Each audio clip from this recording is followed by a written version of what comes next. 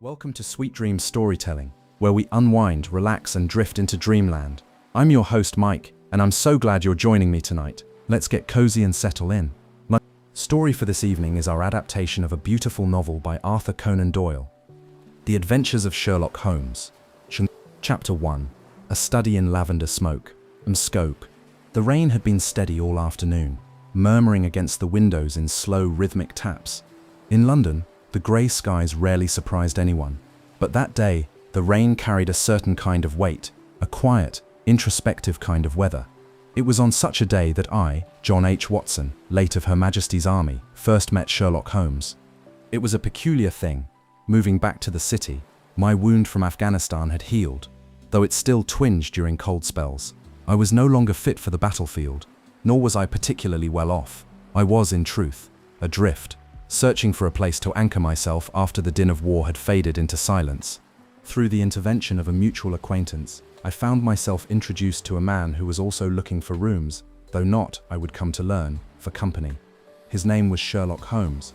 I remember the moment I first laid eyes on him. He was in the chemical laboratory at St. Bartholomew's Hospital, standing over a stained workbench cluttered with glass vials and peculiar instruments. The air smelled faintly of ether and lavender. He wore a faded velvet waistcoat, sleeves rolled up to the elbow, and his hands moved with quiet precision. "There's the man I mentioned," said Stanford, "my friend from medical school. Watson, meet Holmes. Holmes, this is Dr. Watson." Holmes looked up and offered his hand. His grip was cool and firm, but not forceful. "You've been in Afghanistan, I perceive," he said, before I had even opened my mouth. I blinked. "Yes, but how on earth did you know?" He smiled faintly, just the barest upward curve of his lips. "I have my methods." That was all he said. We agreed, after some conversation, to look at a flat on Baker Street. The next afternoon, under umbrellas and shared curiosity, we stepped into 221B for the first time. The rooms were modest but warm, with high windows that let in a silver light. A fireplace sat between two armchairs, a Persian rug lay across the floor, and a faint scent of old books lingered in the corners. Outside, horses clopped along the wet street, and steam rose from the paving stones. Inside, all was still. "I think this will do quite well," Holmes said, glancing around as if he'd already been living there in his mind. I agreed. It felt oddly like the right place to begin again. Over the next week, we settled in. Holmes was a curious man. He rose early, played the violin at all hours, sometimes hauntingly, sometimes with vigor, and spent hours reading obscure texts. He kept strange chemicals in the cupboard, and even stranger articles in the drawer of the sideboard. I once discovered a revolver beside the sugar tin. Another time, he spent an entire evening marking bullet holes in the wall in the shape of a smiley face. Yet there was something about his presence that was strangely comforting. He never asked me personal questions, nor did he volunteer many of his own. We coexisted in a kind of thoughtful quiet. The fire would crackle, Holmes would read, and I would watch the rain from the window. One evening, some days after our move, I watched him sit in the armchair opposite mine, long legs crossed, a pipe in his hand. The tobacco smoke rose slowly in lavender-hued spirals, drifting toward the ceiling like thoughts not yet spoken. He looked at me with sharp, hawk-like eyes. "Watson, you're wondering what it is I do?" I nodded. "Yes, I admit I am. You are clearly a man of learning, but not in any conventional sense. Stamford mentioned you were a consulting detective, but I'm not entirely sure what that means." He smiled again, that thin, mysterious smile. "It means, my dear Watson, that when other detectives fail, they come to me. And you solve their cases." "Not always," he replied, stretching his legs out by the fire, "but often my methods are a little unusual." I looked at the wall behind him, where an old map of London had been tacked up with pins and strings. Notes were scribbled around the edges in tiny, meticulous handwriting. Holmes followed my gaze and said softly, "Every crime, every puzzle, is a pattern. If you train the eye, you can see what others miss." The grandfather clock ticked gently in the corner. "I'm a man of science, Holmes," I said after a moment, "but there's something rather poetic about what you do." He chuckled at that. "Poetry is often hidden in the mechanics of things. In truth, it's all just observation and deduction." That night, I went to bed feeling calmer than I had in months. Outside, the rain had stopped. The streets glistened under the gas lamps, and the faint sounds of a distant piano drifted through the night. In the room below, Holmes continued to play his violin, the melody slow and thoughtful. As I drifted off to sleep, I wondered what strange cases might soon pass through the door of 221B. and what part I might play in the quiet adventures to come. The smoke from Holmes's pipe still lingered in the air, a gentle swirl of lavender and mystery, lulling the world into dreams. Chapter 2: The Curious Visitor. The days had begun to lengthen by the time the first client stepped through our door. The sky over London had turned from steel grey to a gentler silver, and the chimneys across Baker Street exhaled their daily smoke like thoughtful giants. Spring was still hesitant in her arrival, but we caught glimmers of her promise in the budding trees and the softening air. It was a quiet morning. Holmes was seated cross-legged on the settee, his fingers stained with chemicals and his nose buried in a tattered monograph on cigar ash.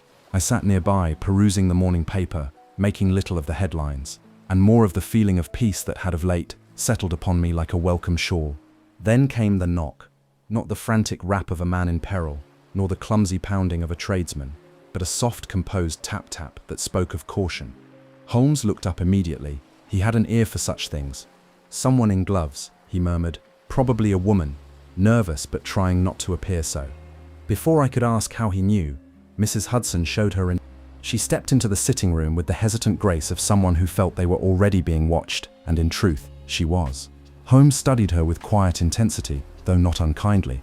She was dressed simply but tastefully in a traveling cloak, the fabric worn but well kept.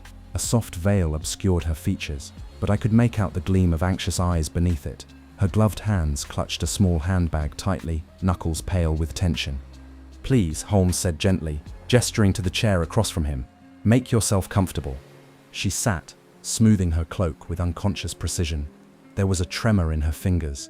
"My name," she began, her voice low and elegant, "is Violet Thorne, and I do hope I am not disturbing you." "Not at all," Holmes said. "Dr. Watson and I are at your service." I gave her a polite nod, struck by the composed sorrow that seemed to hover about her like a perfume. "I have come," she continued, "about a matter most delicate, one I do not wish to see in the papers, nor whispered about in drawing rooms. That is why I sought you out. You were recommended to me by Lady Cavendish," quietly. Holmes inclined his head. "Discretion is my business, Miss Thorne. You may speak freely." She hesitated. Outside, the street lamp opposite our window flickered slightly in the spring breeze. "It concerns an engagement," she said, after a long pause. "Or rather, what remains of one." She took a breath. "I was engaged to be married to a man named Edmund Blake. We had known each other since childhood. It was not a love match at first, but over time, well, it grew into something more." Holmes leaned back slightly, his fingertips pressed together. "3 weeks ago, he vanished." I raised an eyebrow. "Vanished?" "Not quite vanished," she corrected herself. "He broke off the engagement, sent a single letter through his manservant, and has not responded to any communication since. But that is not what troubles me most. What troubles me is how he ended it, without warning, without explanation, and with a kind of coldness that I do not believe is his own." She reached into her handbag and retrieved a small envelope. "This is the letter." Holmes took it, handling it as though it might dissolve. He sniffed it, examined the seal, then unfolded it. The handwriting was tidy, but rushed. The message was brief. "Miss Thorne, circumstances beyond my control compel me to break off our engagement.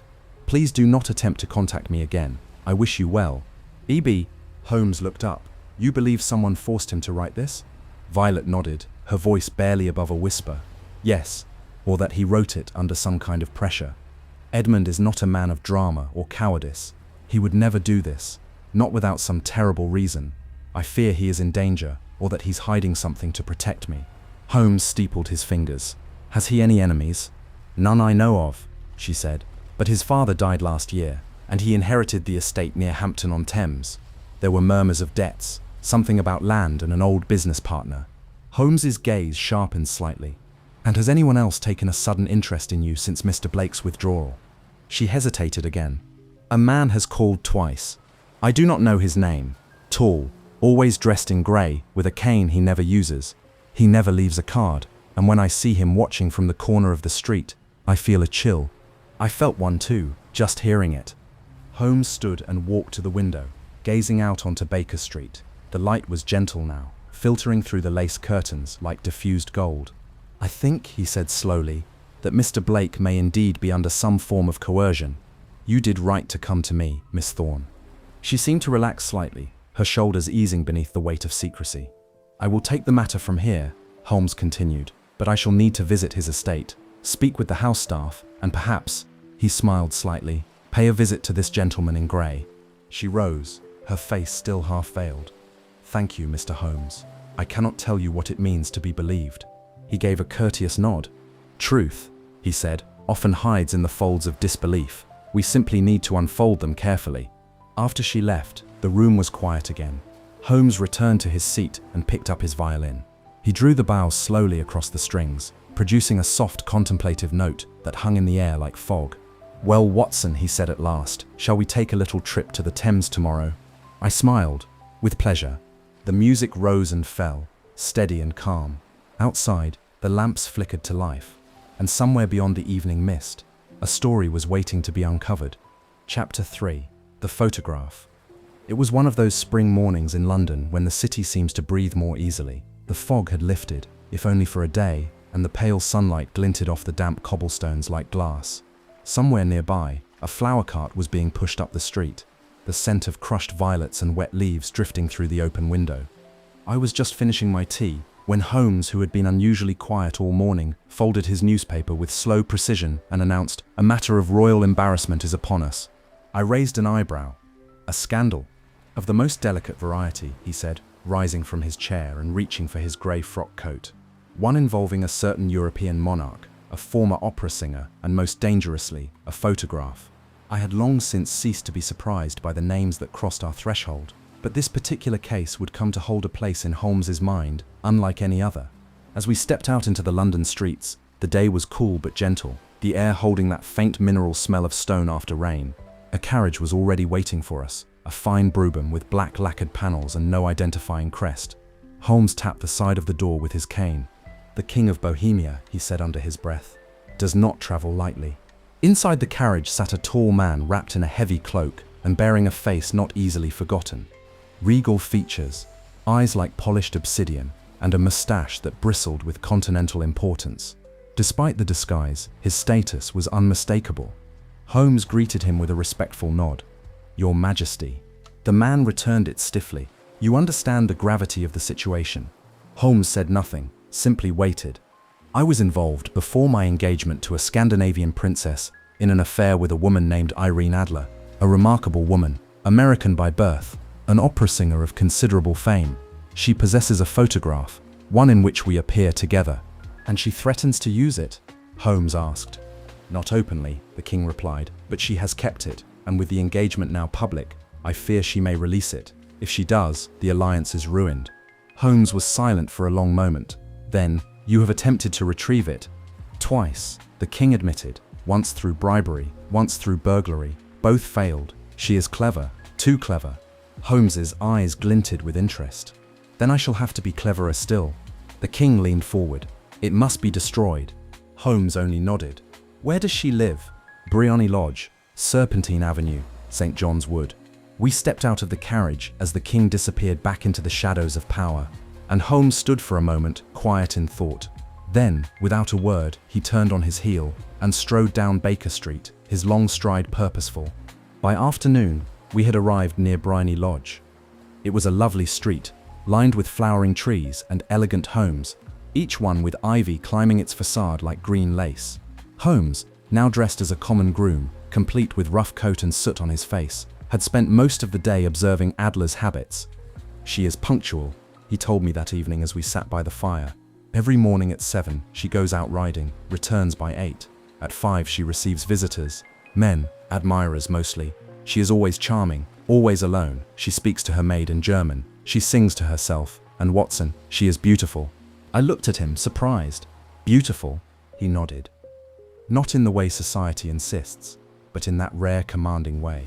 She has presence, intelligence, and she sees more than she says." There was an uncharacteristic softness in his voice.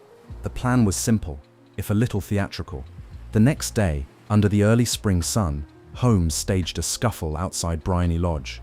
I was part of the deception. My role was to cry out as if he were injured. When Miss Adler stepped outside in alarm, Holmes allowed himself to be helped inside. The maid ran for water. Adler herself bent over Holmes, brow furrowed with concern. And in that moment, one brief flash, she revealed the hiding place. For when Holmes, feigning faintness, requested air, She moved instinctively toward a hidden panel beside the fireplace. A panel she did not open, but merely glanced toward, with the reflex of someone guarding something precious. When we left, Holmes leaned in close and whispered, "It is there, the photograph. Tomorrow morning, before she is up, we shall retrieve it." But Miss Adler had other plans. The following dawn, we arrived with a locksmith and quiet steps. The door to Briony Lodge was open. The drawing room was empty. The panel beside the fireplace also empty, and on the mantel sat a letter, addressed to Mr. Sherlock Holmes. He opened it, read it silently, then handed it to me. "My dear Mr. Holmes, you did wonderfully. I knew something was afoot when you disguised yourself so artfully. I admired the performance, truly, but I could not allow you to take the photograph, not because I intended to use it. On the contrary, I have no wish to harm the man who once cared for me, however briefly. I have left England. The photograph is with me, safe, unused. Tell His Majesty, he need fear no scandal. I keep it only to remember a different life. Yours sincerely, Irene Adler." Holmes stood in silence for a long while. "She saw me," he murmured, almost in awe, "and bested me." That night, we returned to Baker Street.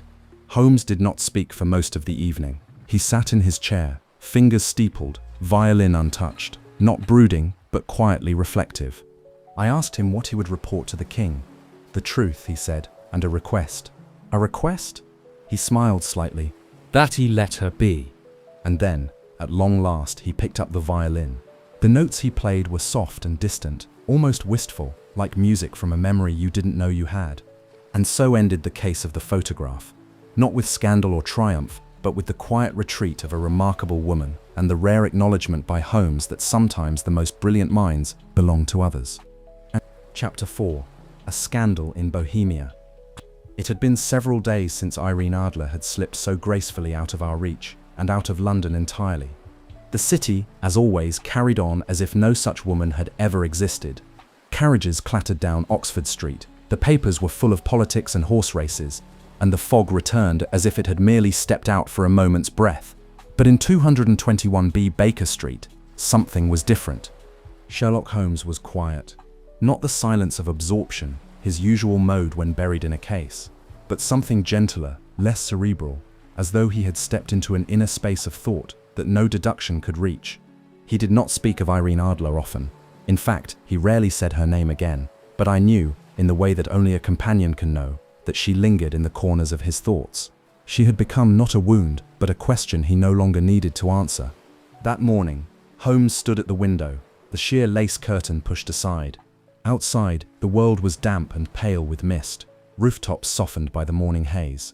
"Watson," he said, almost absently, "have you ever noticed that sometimes the things we fail to obtain leave the deepest impression?" I looked up from my notebook. "You're speaking of Miss Adler." His eyes didn't leave the street below. "I am speaking of precision, my dear Watson. She played the perfect game, not by hiding, no, but by understanding my moves, even as I made them." "You admire her," I said. He turned slightly, the ghost of a smile on his lips. "Admiration, yes, perhaps even a touch of envy. She is the only person who ever made me feel obvious." Holmes was not a man given to sentimental attachments. His mind was like a perfectly constructed mechanism, each gear turning without friction, powered by logic and observation, and yet something in him had been altered. "She acted not out of vengeance," he continued, "but dignity. She took nothing, she harmed no one, she simply exited the game." "And took the photograph?"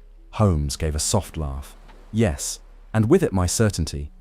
There was no bitterness in him, no resentment, just an oddly restful kind of respect. A few days later, the King of Bohemia returned. This time he came without disguise. His presence filled the room like incense, thick with importance, trailing the scent of cologne and politics. "Well," he demanded, "do you have the photograph?" Holmes gestured calmly to the letter Adler had left. The king read it slowly, his expression moving through confusion, irritation, and finally reluctant admiration. "She is a clever woman," he muttered. "She is," Holmes agreed, "indeed." The king took a deep breath. "She will not use it." "No," Holmes said, "she intends no harm. She has no wish to see you disgraced." The monarch gave a short nod. "Then, I suppose I am in her debt. She asks for nothing." The king stood. "Would that she had been of my rank. What a queen she would have made." Holmes said nothing. The king removed a heavy ring from his finger, an ornate piece set with a dark blue sapphire. He held it out, a token of thanks, from one man to another. Holmes shook his head. "Your Majesty, if you must thank me, let it be with something simpler. Name it." Holmes smiled. "A photograph." The king blinked. "The one she kept?" "No," Holmes said. "The one she left behind." For when she had departed, Irene Adler had left not only a letter, but a small portrait of herself in an oval silver frame. No scandal, no threat, just a woman, elegantly poised, eyes calm and knowing. Holmes accepted it with reverence, not as a prize but as a relic of something rare. After the king departed, Holmes placed the portrait on the mantel, and there it stayed, from that day forward, not hidden, but not spoken of either, just a quiet presence in the room, a reminder not of defeat, but of humility, that even the sharpest mind may be softened by grace. That night, as we sat by the fire, Holmes lit his pipe and gazed into the embers. The flames flickered gold and crimson, painting his features in warmth. "You know, Watson," he said, "Irene Adler taught me something the world rarely does." "What's that?" "That intelligence," he said slowly, "is not always about winning. Sometimes it's about knowing when to walk away." We let the silence settle after that. A silence not heavy, but full. Outside, the mist curled along the eaves of the houses, and somewhere in the distance, a bell tolled softly. The portrait remained on the mantel, where the firelight occasionally caught the glint of its silver frame. And so ended the only case that ever left Holmes with a story he never fully told, but one I never forgot. And one I never forgot. Chapter 5: The Copper Beeches. It was a pale afternoon when the letter arrived. An ordinary envelope, cream-colored and slightly creased, but with a curious sort of urgency about it. Holmes turned it over once, then twice, before carefully opening it by the fireplace. I had learned long ago that a great many strange journeys began with the simplest of papers. Holmes read it silently, the lines between his brow deepening just slightly. Then he passed it to me. "Mr. Holmes, I have been offered a position as a governess at a country estate called the Copper Beeches, near Winchester. The offer is generous, perhaps too generous, and the terms unusual. Something about the situation troubles me. I fear I may be stepping into something more than a position of employment. I humbly ask for your counsel before I decide. Violet Hunter." Holmes looked into the fire for a moment, then rose and paced. "What a curious name, Copper Beeches. Sounds more like a painting than a home, doesn't it?" "It does," I said, rereading the letter. "But something about it feels off." He nodded. "It often does. When people offer too much, they are either hiding something or buying silence." The next morning, Miss Violet Hunter arrived.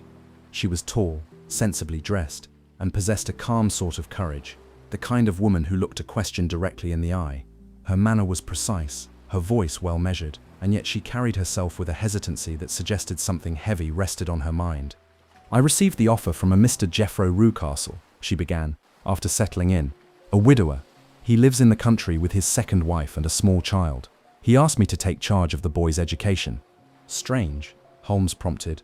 "Strange in the way it was proposed," she said. "He offered double the usual salary, but with conditions." "What sort of conditions?" She hesitated. "I am to wear a particular dress each evening, a pale blue one they already possess. I am to sit in a certain chair by the drawing-room window between 6 and 7. I am not to walk in the south garden, and I am not under any circumstance to enter the west wing of the house." She smiled faintly, but her hands fidgeted in her lap. I know it sounds foolish, but the more agreeable he seemed, the more uneasy I felt. Holmes tapped his fingers together thoughtfully. "Miss Hunter, do you wish to take this position?" She nodded. "I do. The salary would allow me independence. But I would do so more confidently, knowing that someone like you was aware of the arrangement." Holmes nodded once. "Go then. Accept the position, observe everything, and write me if the situation changes." She stood, thanked us, and left. The door closed gently behind her, but the room still felt charged, like the stillness before a storm. We heard nothing for 2 weeks. Then, one fog-drenched morning, a telegram arrived. "Come at once, I am frightened. Copper Beeches near Winchester." VH. We boarded a train that same day, the countryside gradually opening up beyond the soot and sprawl of London. As the city receded, fields and trees unrolled like green ribbon. The sky was wide and pale. Holmes said little during the journey, though I could see the wheels turning. "It's not the salary," he murmured, gazing out the window. "It's the control. We arrived at the modest little station near Winchester just as the light began to dim. Miss Hunter met us at the platform, looking composed, but with something guarded in her eyes. She led us by carriage through the winding lanes to the Copper Beeches, a strange brooding house set back behind a grove of tall trees with red gold leaves.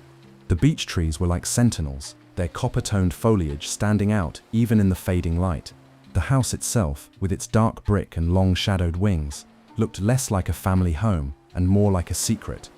Inside, the air was faintly perfumed with polish and must. The child she cared for, a pale and silent boy, had gone to bed. Mr. Ruckastle and his wife were out walking. We spoke by lamplight in the sitting room. "I've done everything they asked," she said quietly.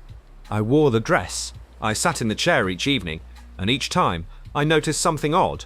Mr. Ruckastle insisted I keep my back to the window. I thought I saw movement once, just beyond the hedge, as if someone were watching. Holmes's eyes narrowed. "And the West Wing?" She lowered her voice. "Locked, but I heard sounds, a woman crying, or perhaps laughing. I couldn't tell, and 2 nights ago, I tried the doorknob. It was warm to the touch, though the hall was cold." Holmes was silent for a long moment. "We'll stay in Winchester tonight. Tomorrow, we shall have a closer look." That night, we lodged at an inn. I barely slept, the countryside's silence somehow louder than the hum of the city.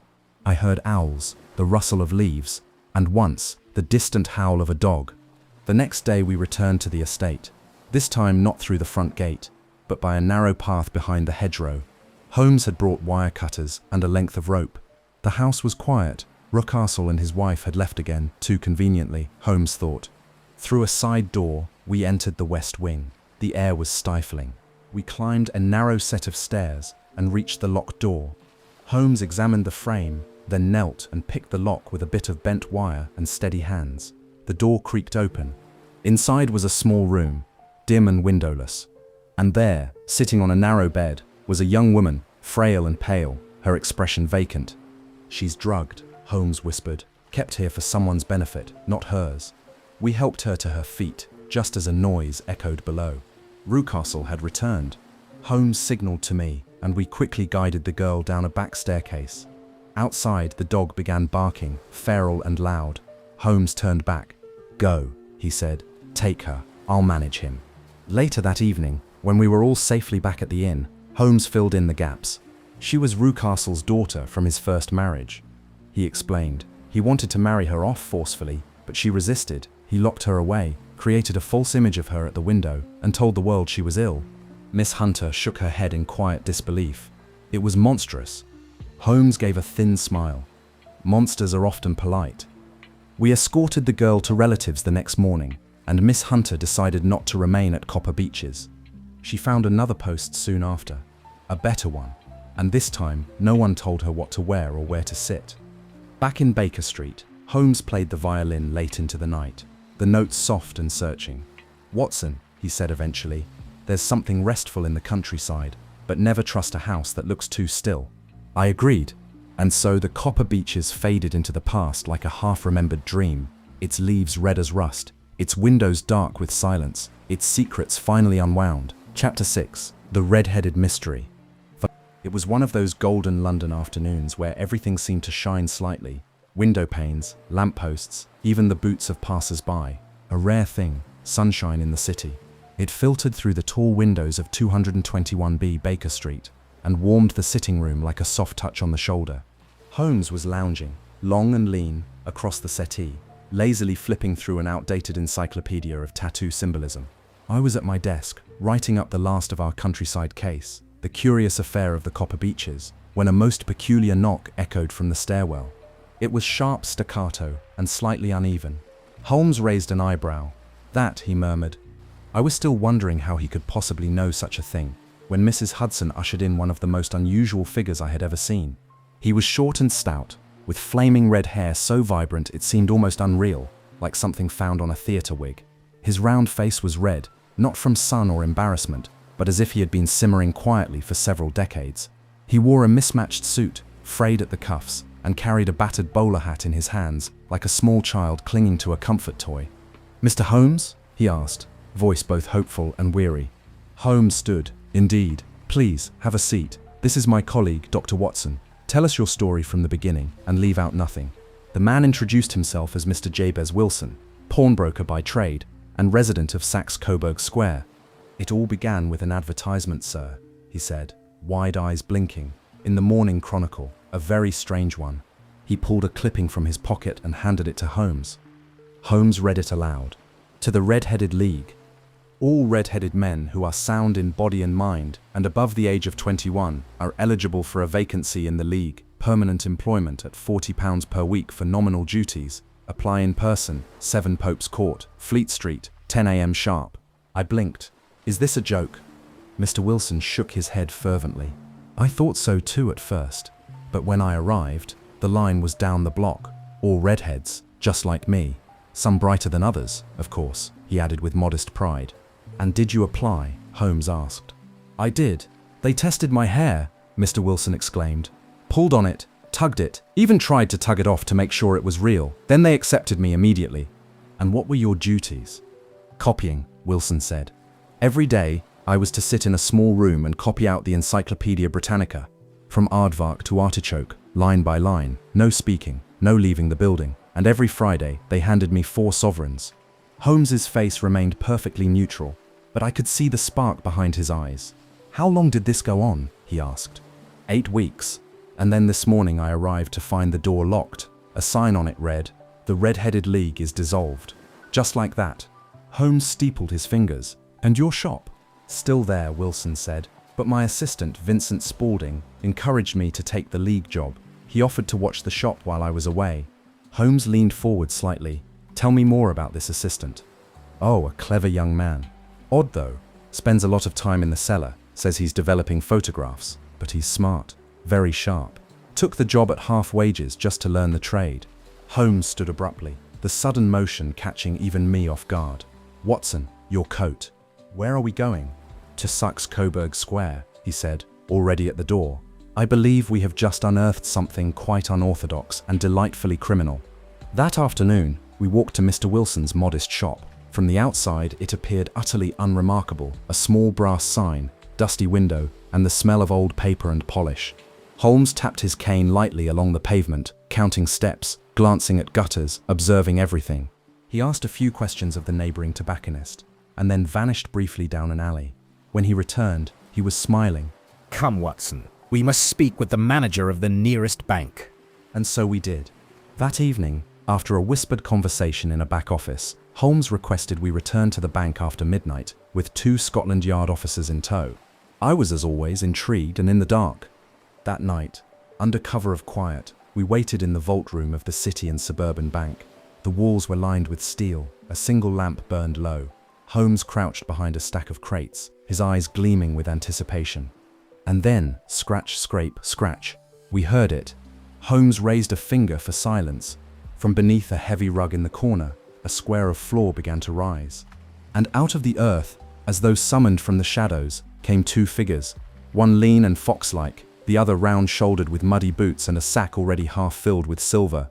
Now, Holmes whispered. The officers sprang into action. The lantern flared. It was over in seconds. The Red-Headed League, it turned out, had been nothing but a diversion. While Mr. Wilson copied encyclopedia entries, the assistant had been digging a tunnel beneath his shop directly into the bank vault.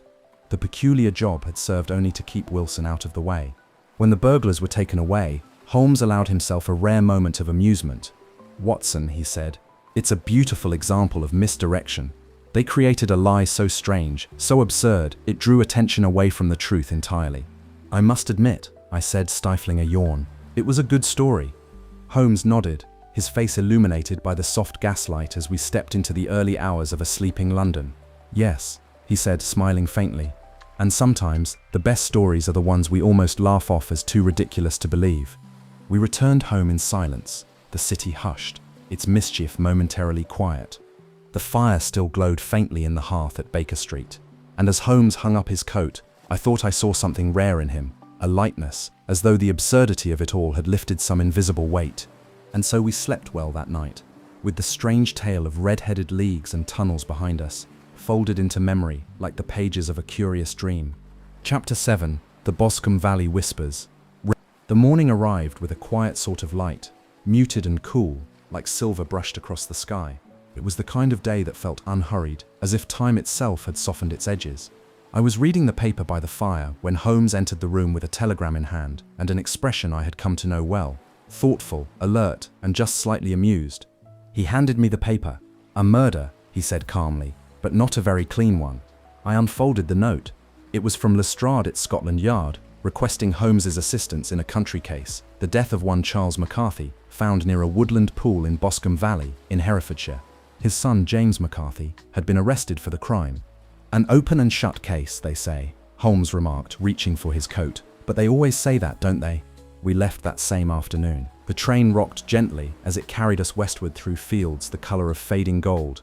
We passed sleepy hamlets, hedgerows draped in early summer green, and flocks of sheep clustered like woolen clouds on distant hillsides. Holmes was unusually quiet during the journey, gazing out the window with fingers steepled beneath his chin. "There's something about valleys," he murmured, "the way they hold sound and secrets." Boscombe Valley was as still as a painting when we arrived. The air was fresh with the scent of rain-soaked grass and wild mint. Gentle hills framed the land, and a little stream curled through the trees, its banks soft and mossy. We met Lestrade at the local constabulary, a small red brick building nestled beside a sleepy tavern. "The boy did it," Lestrade declared without preamble. "Quarreled with his father by the lake. A maid heard the shouting. The father was struck from behind with a blunt object. The son was found nearby, pale as a ghost, hands trembling. What more do we need?" Holmes gave a small, thoughtful hum. The truth, perhaps. We were given permission to visit the scene. The pool was nestled in a wooded glade, a still, dark mirror reflecting the canopy above. Waterbirds stirred in the reeds, and the occasional plop of a frog punctuated the silence. The crime had left no obvious stain, but the air felt different there, heavy, waiting. Holmes crouched near the edge of the water and examined the soft earth. "Two sets of footprints," he murmured, "and something else." He plucked a half-crushed cigar from the ground, then pointed to a faint track that veered away toward a thicket. Someone else was here, a third party, one who left before help arrived. We returned to the McCarthy estate in the late afternoon. There we met Miss Alice Turner, the daughter of Mr. McCarthy's neighbor and close friend to the accused. She was pale, composed, and dignified in her grief. "James could never have harmed his father," she said quietly. "He loved him, despite everything." "What do you mean by everything?" Holmes asked gently. She hesitated. "They fought often. The father was difficult, demanding, and lately frightened. He told James something that upset him, something about a secret, but he would not say more." Holmes looked at her with sudden interest. "What kind of secret?" "I don't know," she said, "only that it seemed to trouble them both. My father, Mr. Turner, warned me to stay away from it all. He's not well, and he doesn't like to speak of the past." Holmes nodded slowly, and we took our leave. That evening, Holmes walked alone near the stream while I sat in our inn, sipping warm tea and writing in my journal. When he returned, his shoes were damp, his coat dusted with pollen. "I found the missing link," he said, "but we must speak to Alice's father, tonight." Mr. Turner's house sat farther up the valley, on the slope of a quiet hill. He was an old man, thin and pale, with a face marked by sorrow more than age.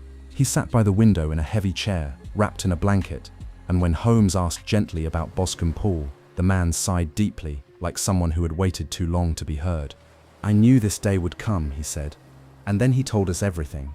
Years ago, in his youth, he and Charles McCarthy had been partners in crime in Australia, men of violence and theft, far from the gentle fields of England. Turner had turned away from that life when he returned home, determined to raise his daughter in peace. But McCarthy had not let go. He had begun blackmailing Turner, demanding that Alice be married to his son James. The union would have secured his position and wealth. Turner had refused. The two men met by the pool that day, and Turner, frail though he was, struck McCarthy in a moment of fury, not with hate, but with desperation. He had tried to protect his daughter from a life of coercion. "I have little time left," the old man said, voice trembling, "but I could not let that boy suffer for my crime. Tell the truth if you must." Holmes said nothing for a long moment, then he leaned forward.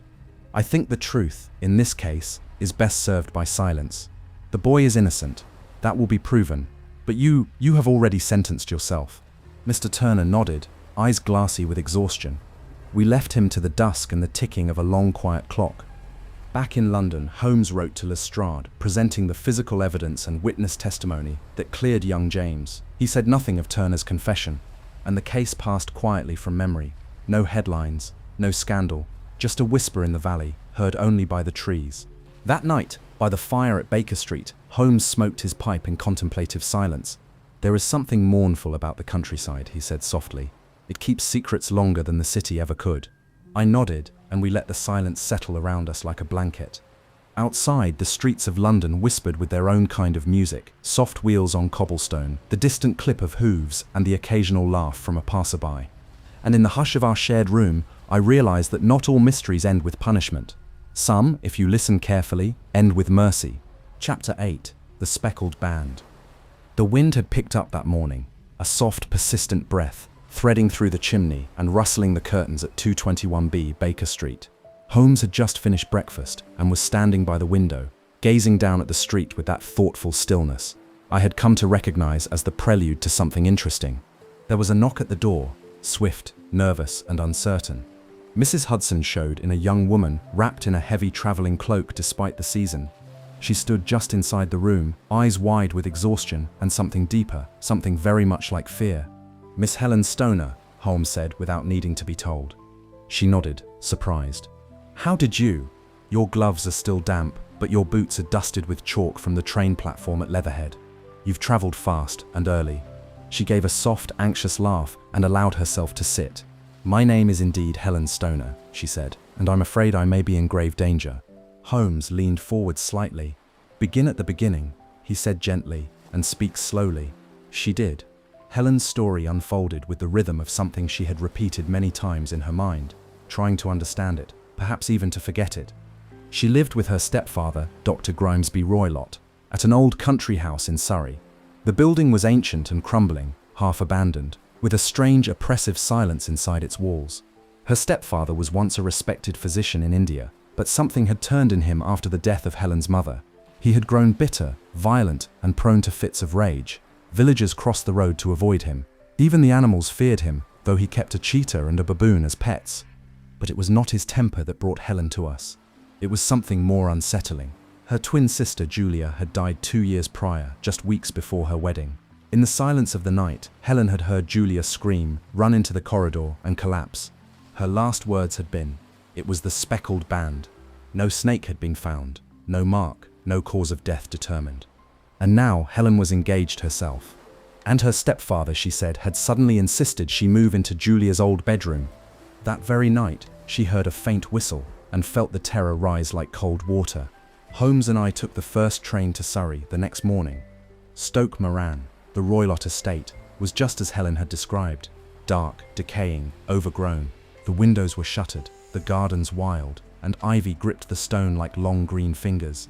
Dr. Roylott met us briefly in the hallway, tall, gaunt, and with a face carved from granite. His greeting was brief, his warning clear: stay out of his affairs. Holmes merely nodded, eyes already roving. Later, Helen showed us the rooms in secret. Julia's old room, now Helen's, was strangely arranged. The bed was bolted to the floor, a bell pull hung near the pillow, but it led to nothing. A small air vent opened to the next room, Dr. Roylott's. Holmes spent a long while examining the walls, the vent, the rope, the bed frame. Then he straightened, his voice very quiet. "We must return tonight, Watson, and we must be still." We came back under cover of darkness. Helen slipped out of her room, and we took her place. Holmes in a wicker chair near the bed. I by the window. A candle was extinguished. The moon gave just enough light to see the shape of the vent. We waited in silence as the hours stretched thin. Midnight passed, the house creaked, an owl called from the trees. Then a sound, a faint metallic hiss, a low whistle. Holmes sprang up without a word, lashed at the bell pull with his walking cane, and then there was a sharp hiss from the vent. A shriek echoed through the house, inhuman, choked, furious. Then silence. Holmes struck a match, relit the lamp, and carefully opened the door to Dr. Roylott's room. The man lay slumped in a chair. Around his brow, coiled tightly like a living crown, was a creature I will not describe in detail. A venomous swamp adder from India. Its scales dappled like speckled cloth. The speckled band. Holmes backed away. Voice low. He trained it, sent it through the vent to the bed each night. The bell rope was its path. The bed's position made escape impossible. He killed Julia, I whispered.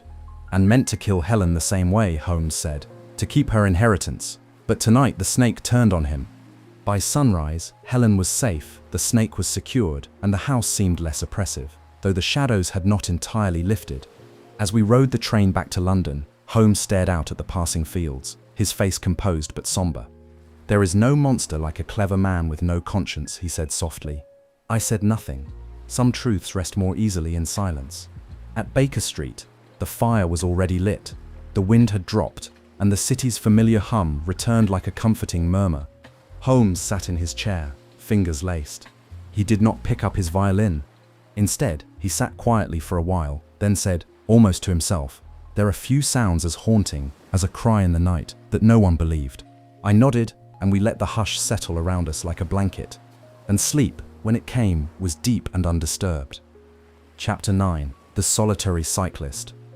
The morning sunlight was unusually golden when it streamed through the windows of 221B Baker Street.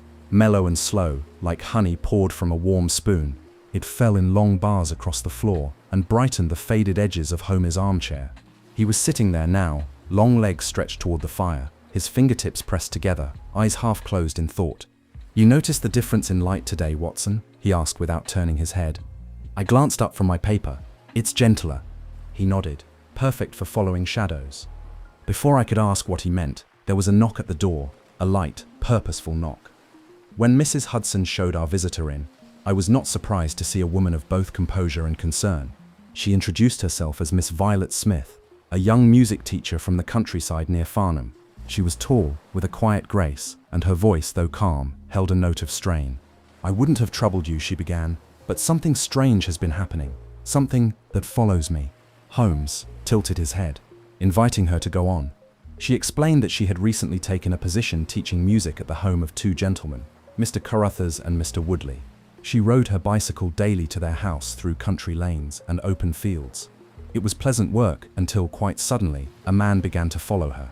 Always at a distance, she said, a solitary cyclist, dressed plainly, never speaking, never gaining ground. "I've tried to surprise him, but he always disappears down a side lane." She looked at Holmes with something like embarrassment. "It sounds like a silly worry, I know, but I've grown unsettled." "Not silly at all," Holmes said softly. "Some dangers whisper before they shout." We arrived in Farnham 2 days later, under skies the color of parchment. The air in the countryside felt clean, almost delicate, and the wind rustled through the high hedges as if carrying secrets.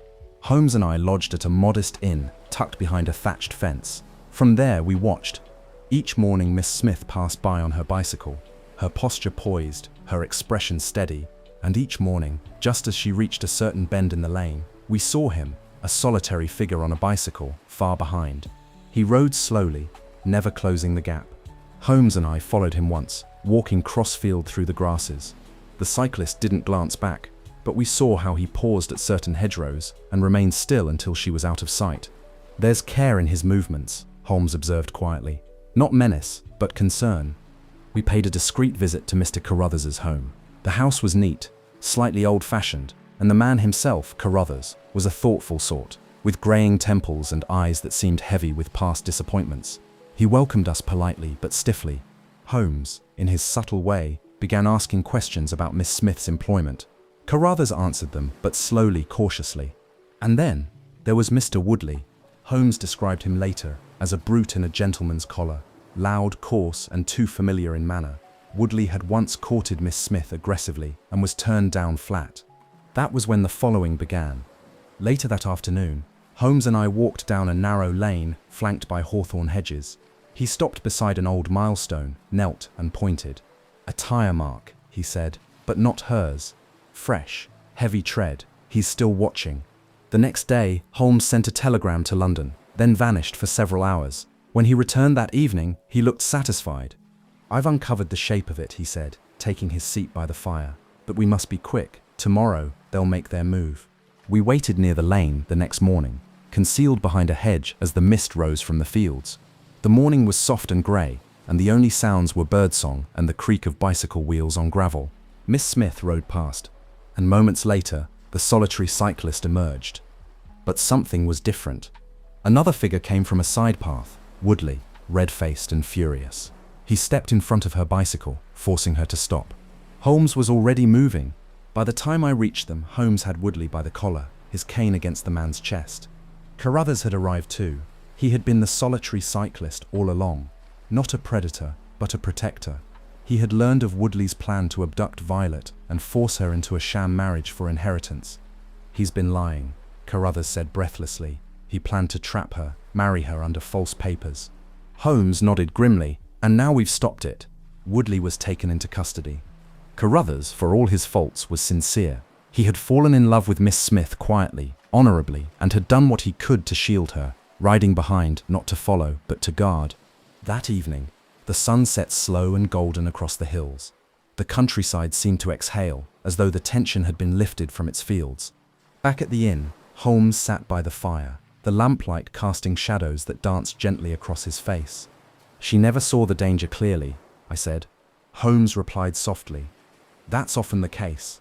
But sometimes, even when we don't see them, the shadows are still there, and so are the people who keep them at bay." The coals in the hearth glowed softly, and the air grew still. Outside somewhere, a solitary cyclist rolled quietly down a lane, this time without fear and without being watched. And inside we let sleep take us gently, like the hush of a countryside evening. Chapter 10. The Blue Carbuncle. It was the day after Christmas, and London lay under a gentle hush. The city's usual roar had softened into something quieter. Carriages moved more slowly, shopkeepers hummed as they cleared away pine garlands, and chimneys sent up their smoke in slow, lazy ribbons. The cold was crisp and clean, the kind that paints windows with frost and turns every breath to a puff of silver. In our rooms at Baker Street, the fire crackled merrily, and the scent of strong coffee mingled with the faint woody perfume of Holmes's pipe. I had just arrived, my pockets still chilled from the walk, when I saw Holmes examining a battered felt hat as though it were a crown of gold. He looked up. "Watson," he said, "what do you make of this?" He passed it to me. It was an old thing, well worn, with the lining faded and a small tear at the brim. "Not much to look at," I said honestly. Holmes smiled, eyes bright with the pleasure of the puzzle. "Ah, but observe. The dust on the underside of the brim suggests it's been hung on a high peg for some time, perhaps by someone tall. The shape suggests he's lost some weight recently, and the lack of recent brushing tells us he's fallen on hard times, though he still takes pride in appearance." He leaned back in his chair, steepling his fingers. "It was brought here by Peterson, the commissionaire. He found it, along with a goose, during a scuffle on Tottenham Court Road last night. A man dropped them while fleeing a group of street ruffians. No one returned to claim them." "A goose?" I asked, amused. Holmes gestured toward the kitchen. "Yes, your Christmas breakfast, if you like." I laughed and stood to inspect it, plump and respectable, tied at the feet with a bit of blue string. But as I returned to my seat, Holmes gave a low hum. Curious thing though, when Peterson's wife began to prepare it, she found something unusual inside. He reached into a drawer and drew out a small velvet case. When he opened it, the gaslight caught a sudden flash of cold, dazzling blue. "A carbuncle," I breathed.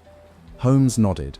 "To be exact, the blue carbuncle, the Countess of Morcar's, a gem worth thousands, stolen just a few days ago from the Hotel Cosmopolitan." I stared at him. "And it turned up inside a goose?" Holmes smiled. "London is never dull, Watson. Now let's find out how it got there." Our first stop was the market from which Peterson had purchased the goose. From there we traced its path, stall to stall, cellar to cellar, through alleyways lined with melting snow and the chatter of post-holiday shoppers. At each step, Holmes asked just the right questions. A boy remembered the man who bought the goose. A poulterer recalled a strange request to reserve a specific bird. Eventually, the trail led us to a small, quiet street in the East End, where a humble man named Henry Baker lived. We found him at a pub, mild-mannered and grateful when Holmes returned his lost hat. He asked nothing about the goose. He had accepted its loss, assuming it had ended up in someone else's Christmas supper. "He's innocent," Holmes said afterward. "A man who lost his dinner, not a thief." Still, the trail of the jewel was not yet cold. Following the name from the market records, Breckenridge, the poulterer, we paid one final visit to a stall in Covent Garden. Holmes, with that disarming blend of charm and pressure, eventually coaxed the man into revealing where the goose had come from, a farm near Brixton, raised by a Mrs. Oakshott.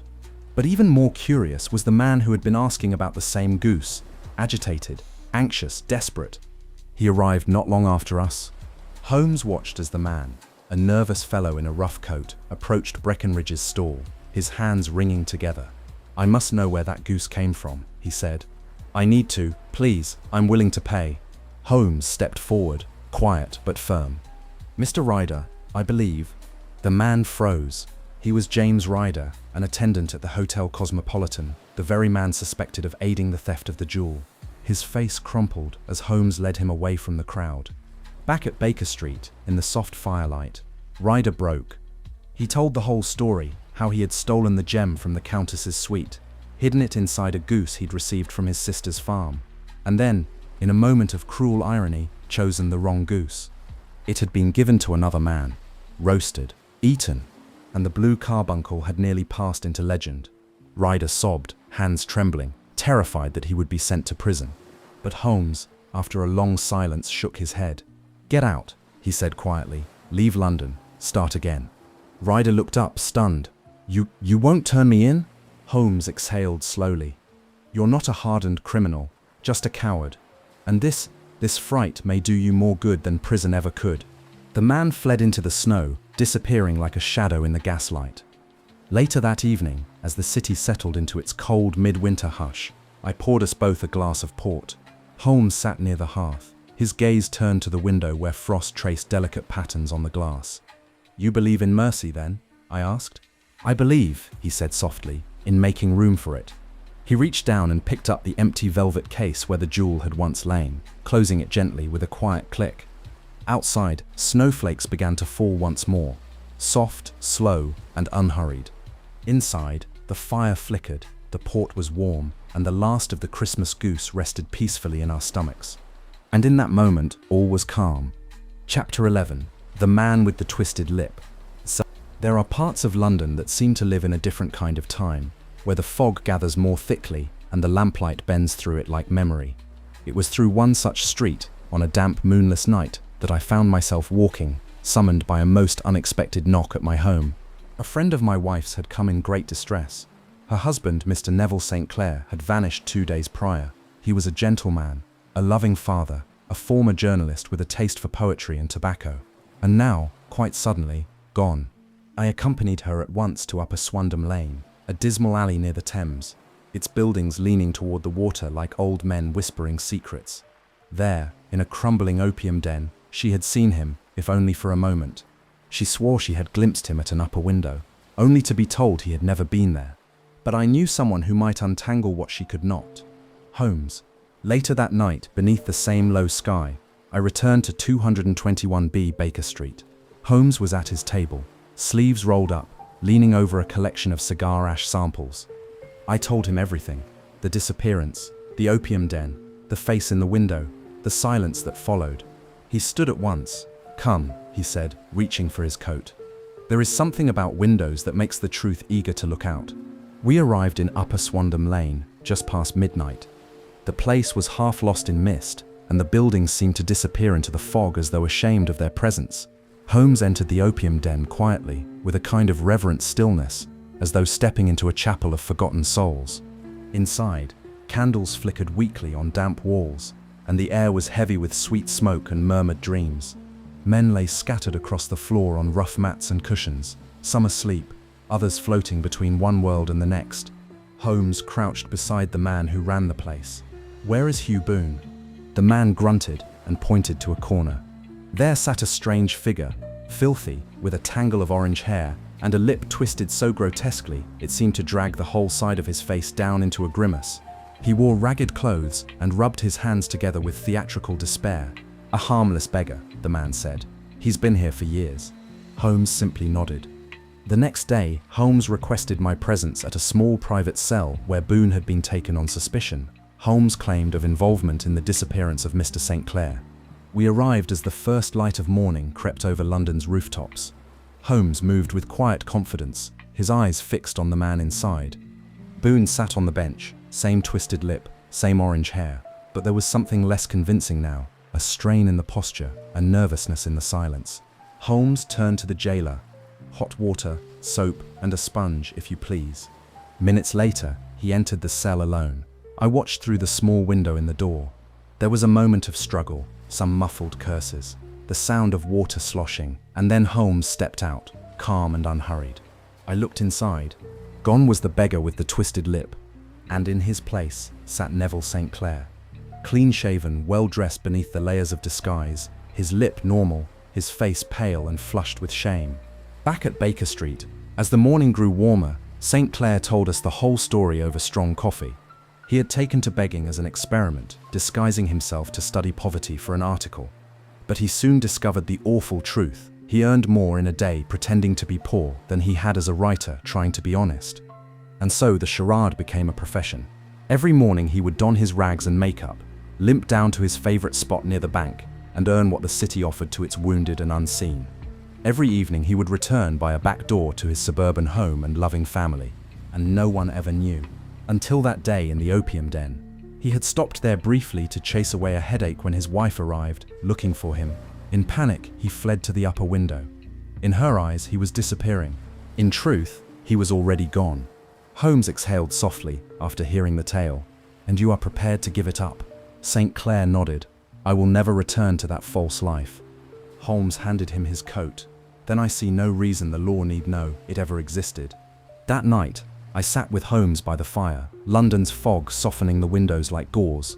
He lit his pipe with practiced ease, then spoke without looking at me. "It is easy," he said, "to believe that crime always wears a villain's face, but sometimes it wears a mask for survival, not cruelty." I nodded. "And sometimes the people who disappear have simply slipped into shadows of their own making." Holmes smiled faintly. "Yes, and sometimes they just need someone to call them back into the light." Outside, the mist continued to wind through the narrow lanes of London, and inside, we let the case drift quietly into memory, like smoke curling from the edge of a warm, silent pipe. Chapter 12: The Engineer's Thumb. It was one of those late summer mornings when the air in London hung heavy and close, like a coat not quite wanted. The windows at Baker Street were open, and the sounds of the city drifted lazily upward, horse hooves clopping on cobblestones, the distant cries of vendors, and the clink of teacups from the room below. Holmes had been up early, his dressing gown stained with chalk dust from some quiet experiment. He was muttering to himself in chemical half-sentences when Mrs. Hudson knocked softly. "A gentleman to see you, Mr. Holmes," she said. "He looks a bit pale." Moments later, a man stepped into the room. His left hand was wrapped tightly in a makeshift bandage. His face was drawn and pale, as though the color had been drained from it rather recently. Holmes motioned to a chair. "You've lost blood," he said quietly. "Quite a bit." The man nodded, his jaw tense. I'm Victor Hartherley, a hydraulic engineer." He paused. "And last night someone tried to kill me." His story, when it came, was simple at first. He had been called upon by a stranger, a man named Colonel Lysander Stark, who offered him a private commission. A quiet job, discreet, well paid. Hatherley, young and eager to grow his independent practice, had accepted. The colonel and his companions had taken him by carriage late at night into the countryside. The destination was an old house, shuttered and half dead, no signs of habitation, no name on the gate. There, in a bare cellar, they showed him a massive hydraulic press, gleaming new and oddly pristine. "I was asked to repair a small leak," he said. "They said it was for pressing fuller's earth, some industrial process I didn't fully understand." He looked up at us then. But that machine, it wasn't meant for earth. It was too precise, too careful, too clean. "And then," Holmes prompted. "They tried to trap me," Hatherley said. "After I voiced suspicion, one of them locked the cellar door and turned on the press. I had only seconds. How did you escape?" I asked, leaning forward. He gestured to his bandaged hand. "I forced the window, broke the glass, got out just before the jaws closed, but not fast enough." The room was quiet. Holmes finally rose and walked to the window, arms folded. What hour was this? Sometime after 1 in the morning, the sky was turning pale. "And you came straight to me?" "No. I fainted on a garden path. A constable found me and took me to a nearby station. I told them only part of it. They treated the wound. I took the train to London as soon as I could stand." Holmes nodded once, his eyes bright with quiet fire. "Watson," he said, "fetch your coat. We're going back to the house." We took the first train out of London, traveling west through golden fields and trees, beginning to hint at autumn. Hatherley pointed out the landmarks as best he could. He had not known the location precisely, But Holmes, ever the observer, noted distances, angles, and turns. At last, we found it. An old brick house, nestled behind a narrow wood, its windows shuttered tight. We approached quietly, but there was no need for stealth. The house was empty. Inside, the rooms were cold and silent. Furniture stood as if posed, but dust had settled quickly. The cellar, when Holmes found the narrow door behind the pantry, was stripped bare. No press, no tools, not even footprints. "They've cleared out," Holmes said softly, touching the cool brick. And far outside in the garden, we found a broken window, blood on the edge, the mark of a man who had escaped. "I suspect," Holmes said, "that the machine was being used for forging coins, counterfeit money pressed in secret and moved in silence. That press was their tool, and almost their weapon." He looked at Hatherley. "They underestimated your nerve." That evening, we sat again by the fire at Baker Street. The lamps were low, and the city beyond our windows had quieted to a hush of distant wheels and footsteps. Hatherley, his hand now properly dressed, seemed calmer. Holmes passed him a cup of tea. "You're a braver man than most, Mr. Hatherley. You walked into darkness without knowing and found your way out." The young engineer nodded, a faint, tired smile on his lips. "And now I'm one thumb short." Holmes raised his own cup in salute. "A small price, perhaps, for keeping your life and your conscience." Later, after Hatherley had gone, I looked over at Holmes. "You don't often call men brave," I said. Holmes smiled faintly. "Most men run from what they don't understand." He ran through it. He reached for his violin and began to play. Not bright, brilliant notes, but something slower, deeper. A tune that curled around the quiet corners of the room like smoke.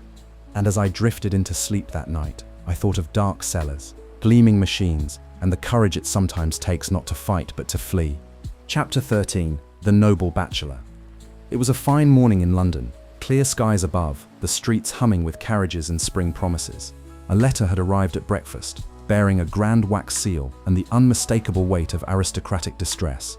Holmes read it in silence, lips twitching in something like amusement. When he was done, he passed it to me. "Sir, I have heard of your discretion. I require it now. I have been most grievously wronged and humiliated in public. My bride has disappeared. Lord Robert St. Simon." I set the letter down, surprised. A bride vanished. Holmes smiled faintly. From the altar itself, almost. I blinked. "Surely not." "Oh, but yes," he said. "A wedding witnessed by London society, a reception begun, and then silence. She was gone before the second toast." He rose and paced lightly across the rug. "Curious, Watson, how often the heart outpaces the plan." An hour later, Lord St. Simon himself arrived. He was tall, proud, immaculately dressed, and carried the air of a man deeply offended by the world's untidiness. "My marriage was to be the union of two great names," he said. "My family and, well, hers." "She was American?" Holmes asked. Lord St. Simon nodded stiffly. "Yes, Miss Hattie Doran, daughter of a Californian millionaire, charming, poised, and I thought entirely respectable." He explained that the ceremony had taken place 2 days earlier. Hattie had arrived at the church calm and lovely, said her vows without hesitation, and smiled as they walked from the altar. Then, at the reception, after being escorted to the drawing room to rest, she had simply disappeared. "No one saw her leave?" Holmes asked. "No, only that her hat and cloak were later found missing from the cloakroom." Holmes leaned back, fingers steepled. Had she received any unexpected visitors prior to the ceremony? "A former acquaintance," the Lord admitted. "A man named Francis Moulton. She turned pale when she heard his name, but dismissed it as an old matter from her life in San Francisco." "And what of the maid? Brides confide in maids." She said nothing, just that Miss Doran had seemed unsettled. Holmes gave a short nod. "My lord, I believe your bride has not vanished, but rather reappeared, in a life she never truly left." Lord St. Simon frowned. "I don't understand." "You will," Holmes said. That afternoon, Holmes and I took a walk through the quieter parts of the city, ending in a modest tea shop tucked away behind Russell Square. There, seated at a corner table, was a young woman, her hat lowered, her posture tense.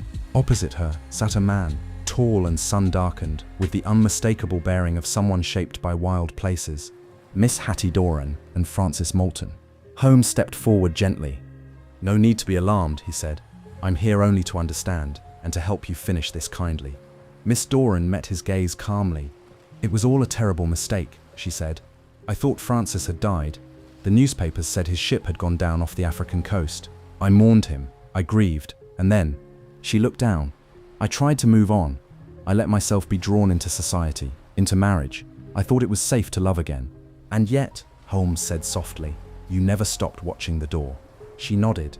Then she said, voice trembling, on the morning of my wedding, I saw him, alive, thin, changed, but unmistakably him. I nearly fainted. We found each other again. And I couldn't go through with it. Holmes looked at Frances Moulton. You've come to take her home, to take her anywhere she wishes to go, he said. That evening, Lord St. Simon came once more to Baker Street. Holmes explained everything gently, without flourish or blame. To his credit, the nobleman took it with surprising dignity. I suppose, he said slowly, that some matters are above titles. Holmes inclined his head. Indeed, love is not often polite to protocol. After the fire was lit and the house grew quiet, Holmes and I sat together in the long silence that sometimes follows a gentle case, not of villains and danger, but of hearts returning to their rightful places. She did not disappear, I said quietly. She simply turned back towards something she thought lost. Holmes sipped his tea, and in doing so she reminded us that not every mystery is meant to be solved. Some are meant to be understood. Outside, the spring wind moved through the trees with a sound like soft applause. The stars, still faint, scattered above the rooftops. And in that peace, we let the world drift back into its own rhythm, slower, kinder, and full of second chances. Chapter 14. The Beryl Coronet. Hull. The rain had come in softly overnight, and by morning the city was wrapped in a hushed pavements, dark and shining, rooftops glistening like slate washed clean. In Baker Street, the fire was burning low, and Holmes was in one of his thoughtful moods, his violin resting in his lap like a sleeping cat. We were halfway through a silent breakfast when a sharp knock broke the stillness. The door opened, and in stepped a man who looked as though sleep and peace had both forgotten him. His hair was graying at the temples, and his eyes, though clear, were rimmed with the wear of worry. He held his hat in both hands as if uncertain what to do with it or himself. My name, he said quietly, is Alexander Holder. I am a banker, and I have brought you something I can barely speak of, let alone carry. Holmes nodded toward the armchair beside the fire. Speak freely. We listen with care. And so Mr. Holder began to tell us his story, a story of trust, temptation, and the fragility of even the proudest name.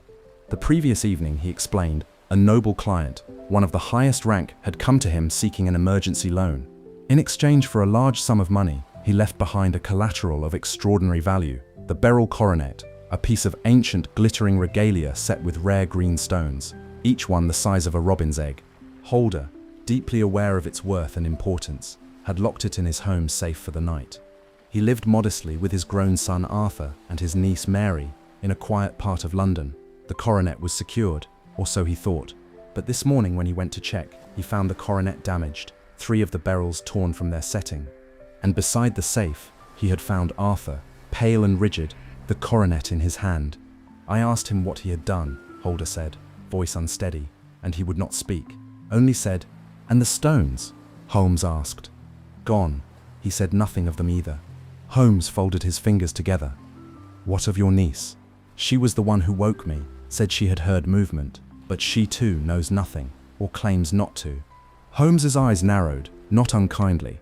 "You believe your son guilty?" Holder hesitated. I do not want to believe it, but what am I to think?" Holmes stood.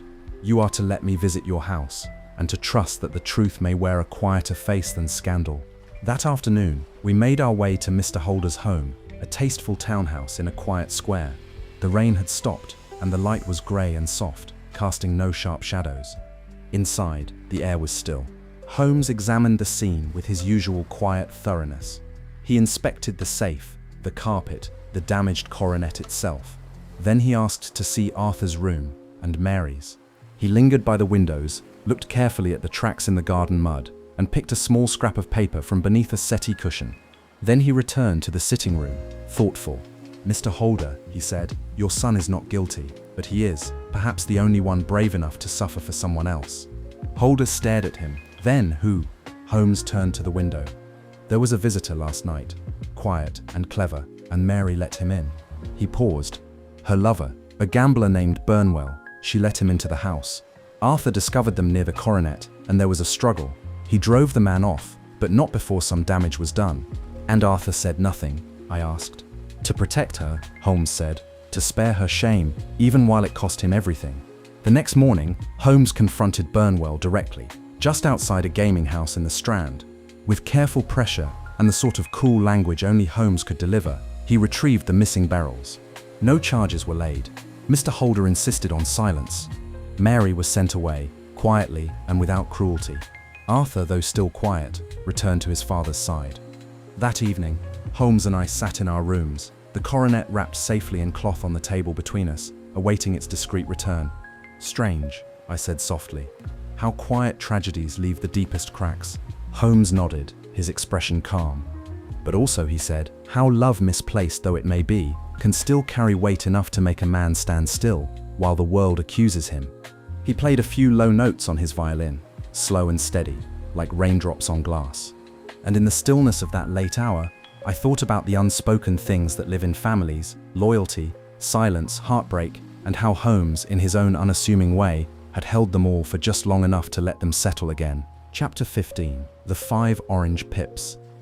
The wind had turned restless that evening, curling down the chimneys and rattling the windows like a whisper trying to get in. A storm was building slowly over London, deep in the clouds, patient in the air. And within 221B Baker Street, the atmosphere was no less unsettled. Holmes stood by the hearth, his back to the fire, the flicker of the flames painting his sharp features in amber and shadow. We had been reading quietly when the doorbell rang, low and hesitant. Mrs. Hudson led in a young man, rain-damp and pale, clutching his coat with both hands as if he might fall apart without it. "My name is John Openshaw," he said, "and I believe I am in terrible danger." Holmes gestured to the chair by the fire. "Then you are most welcome here. Speak slowly, begin at the beginning." John Openshaw's story unfolded like smoke, twisting and uncertain, the more troubling for what it never quite showed. He came from a respectable family. His uncle Elias Openshaw had spent many years in America, returning to England wealthy but grim and reclusive. He lived in a house in Sussex, surrounded by books and memories he never spoke of.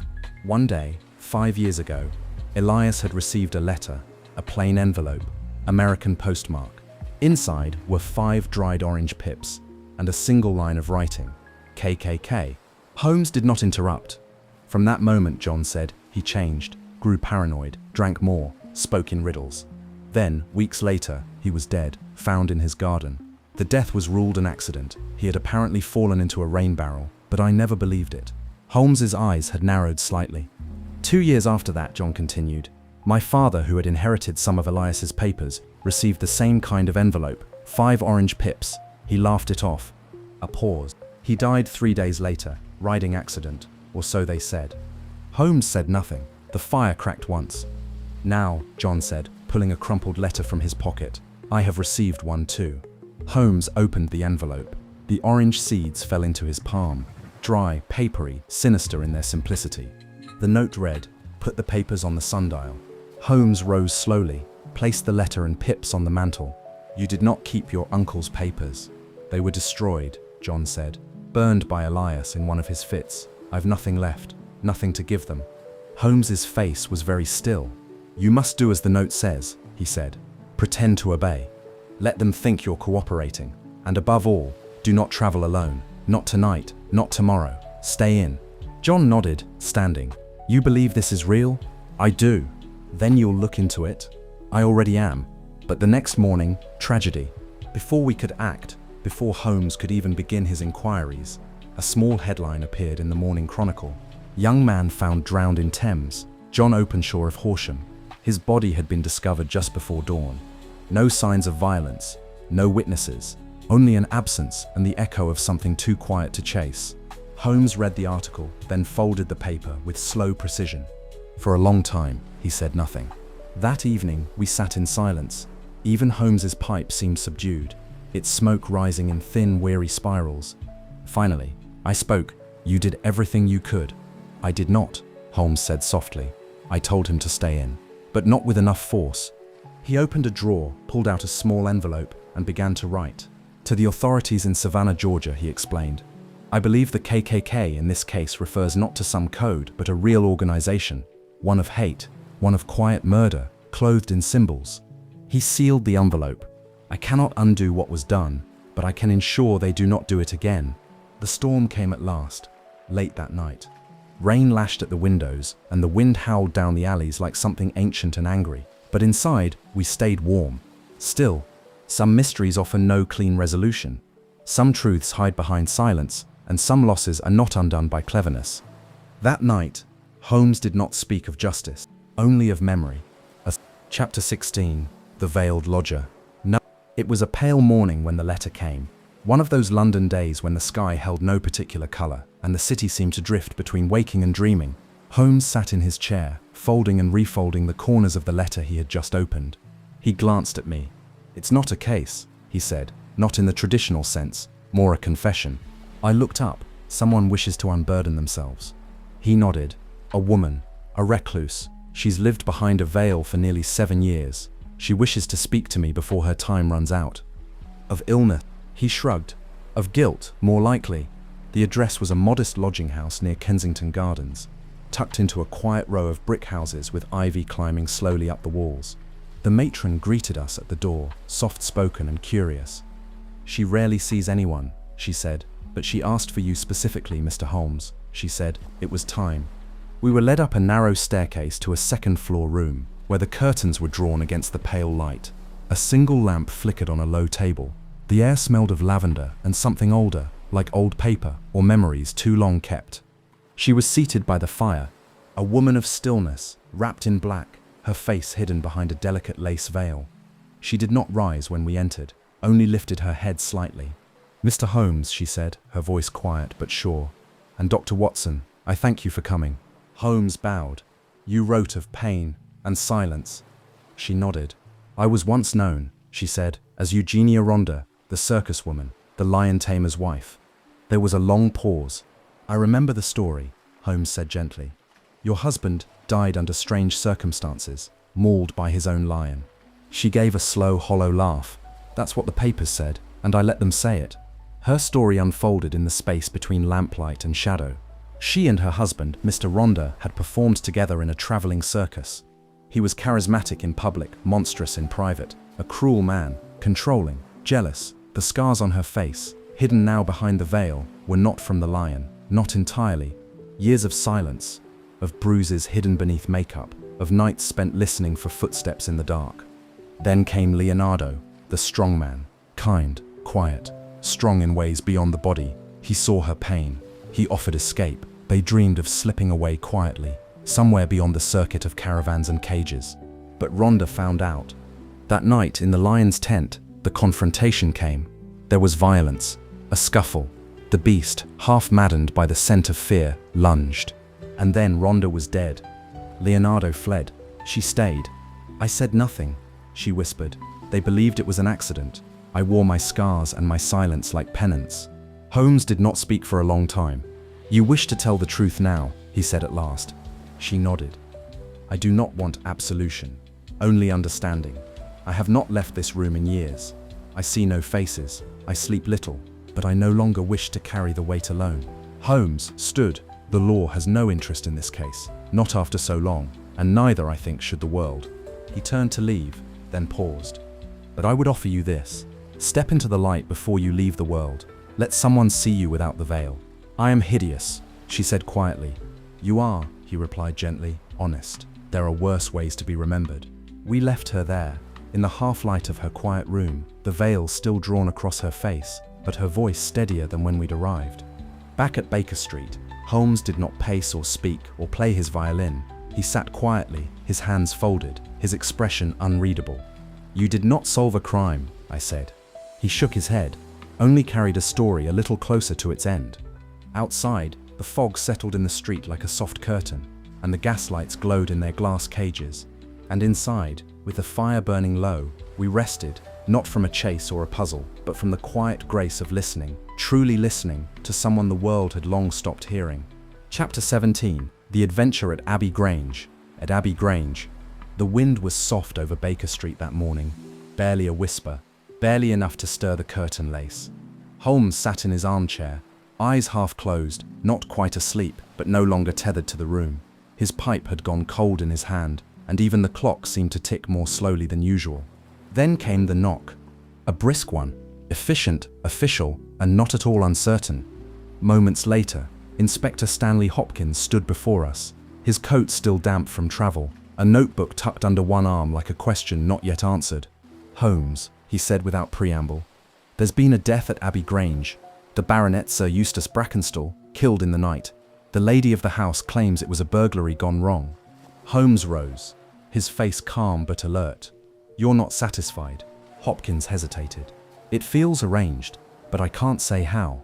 Holmes turned to me with a glance. "Watson, if you're of a mind, we have a country estate to visit, and a few empty rooms that may yet speak." Abbey Grange stood solemn among winter-bare trees, a grand house of quiet corridors and marble chill. There was beauty in the place, but a kind of sadness too. Old paintings watching from the walls, a fireplace long grown cold. Lady Brackenstall awaited us in the drawing room. She was pale but composed, wrapped in a soft shawl that matched the fog outside. Her voice when she spoke was steady, but you could hear the echo of something brittle behind it. She had awakened in the night, she said, to find 3 intruders in the house. Sailors, rough men. They struck her, tied her to a chair. Her husband confronted them downstairs, and in the struggle was killed, his head smashed with a fireplace poker. She gestured toward the shattered wine bottle still in the corner. Holmes listened closely, eyes not on her, but on the details. The chair leg, the wine stain, the arrangement of the rope around her wrists. When she finished, he said only, "Thank you." We examined the scene quietly. Sir Eustace had died in the dining room, slumped near the hearth, a fire iron still bloody by his side. The French maid confirmed Lady Brackenstall's story, her own eyes wide with fear, her voice trembling like a wire pulled too tight. Holmes said little, but his eyes took in everything: the broken glass, the half-burned candle, the unopened window latch. On the carriage ride back to London, he sat in silence, deep in thought. Then, softly, "It wasn't sailors, it wasn't strangers." I looked at him. "You're certain?" 3 men who tied a woman with silk cords and left behind silverware, who drank a bottle of claret but took none of the wine with them. No, this was staged to cover something else. He glanced out the window, and I think I know what. 2 days later, Holmes brought us back to Abbey Grange, not with Scotland Yard, but alone.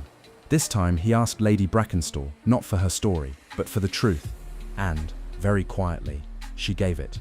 Sir Eustace had been a cruel man. Not loudly, not publicly, but cruel in that slow, private way that bruises never show. His temper had grown worse in recent years. She had learned to live with it, in silence. Until Captain Crocker arrived. A friend from Australia, honourable, gentle. They had spoken often, never improperly. But one night, Sir Eustace found them speaking in the garden, and his fury was immediate. Lady Brackenstall tried to stop him. He struck her. Captain Crocker intervened. The blow that followed was not meant to kill, but it did. In the chaos, they'd staged the burglary. Holmes stood, arms crossed, his face unreadable. "Captain Crocker," he said, turning, "is outside." The man stepped in, tall and calm. "You know." "I do," Holmes said. Crocker straightened. "Then I will come with you. I will not let her pay for what I did." But Holmes didn't move. Instead, he looked at them both. "She has suffered. You have told the truth. And the law," he paused, "the law may not always understand mercy." Back in Baker Street, Holmes sent no telegram to the Yard, no report. He simply sat in the firelight, fingers laced, the shadows moving quietly across the ceiling. "You're letting it lie," I said. "I am." Because he meant no harm. Because sometimes, Holmes said, a death ends more than a life. Sometimes it ends a prison. He lit his pipe. And in those cases, Watson, I prefer the sound of silence. The wind had picked up again. Outside, the branches tapped gently against the window panes. Inside, all was still. Another story had folded itself into the past, not with handcuffs, but with understanding. And we let it settle there, like dust over silver, undisturbed. Chapter 18, The Last Pipe. The fire burned low in the grate. Outside, a soft rain tapped at the windows of 221B Baker Street, as if London itself had something gentle to say before the night was through. The lamplight was dim, and the shadows clung to the edges of the room in comfortable folds. It was late past midnight, but neither of us moved to sleep. Holmes sat in his chair, the old Persian slippers on his feet, his pipe glowing faintly between long fingers.